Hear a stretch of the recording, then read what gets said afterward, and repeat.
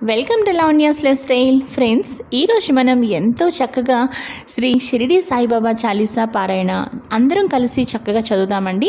ఇదివరకు మీరు కోరుకున్నట్టుగానే ఇదివరకు కొన్ని డివోషనల్ వీడియోస్లో మంత్రాలు కానీ శ్లోకాలు కానీ చెప్పేటప్పుడు కొంతమంది అడిగారనమాట.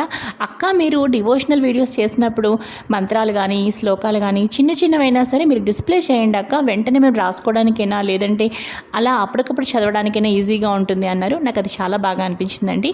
సో ఈరోజు నేను శ్రీ షిరిడి సాయిబాబా చాలీసా మొత్తం అంతా కూడా డిస్ప్లే చేస్తున్నానండి. ఇక్కడ మీరు నాతో పాటు కలిసి చక్కగా చదువుకోండి. అలాగే ఇది విష్ణు సహస్రనామం అంత మీకు కఠినంగా ఉండదండి, చాలా ఈజీగా సునాయాసంగా పిల్లలు కూడా చక్కగా చదవగలుగుతారనమాట.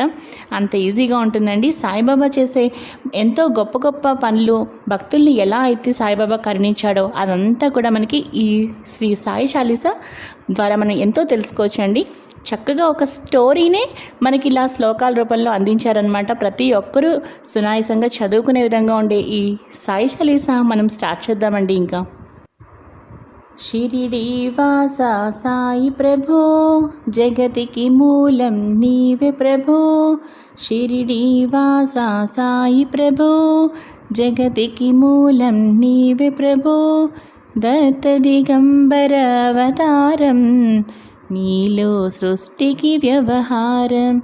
త్రిమూర్తి రూపావో సాయి, కరుణించు కాపాడోయి. దర్శనమీయగరావయ్యా, ముక్తికి మార్గం చూపుమయ్యా. షిరిడి వాస సాయి ప్రభో, జగతికి మూలం నీవే ప్రభో. కఫిని వస్త్రము ధరించి, భుజమునకు జోలి తగిలించి, నింబ వృక్షపు ఛాయలలో, ఫకీరు వేషపు ధారణలో, కలియుగమందున వెలసితివి. త్యాగం సహనం నేర్పితివి. షిరిడి గ్రామం నివాసం, భక్తుల మదిలో నీ రూపం. షిరిడి వాస సాయి ప్రభో, జగతికి మూలం నీవే ప్రభో.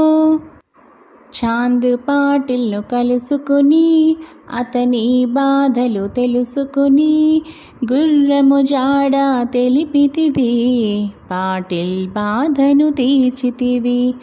వెలిగించావు జ్యోతులను, నీవుపయోగించే జలము. అచ్చరు వందెను ఆ గ్రామం, చూసి వింతైన ఈ దృశ్యం. షిరిడి వాస సాయి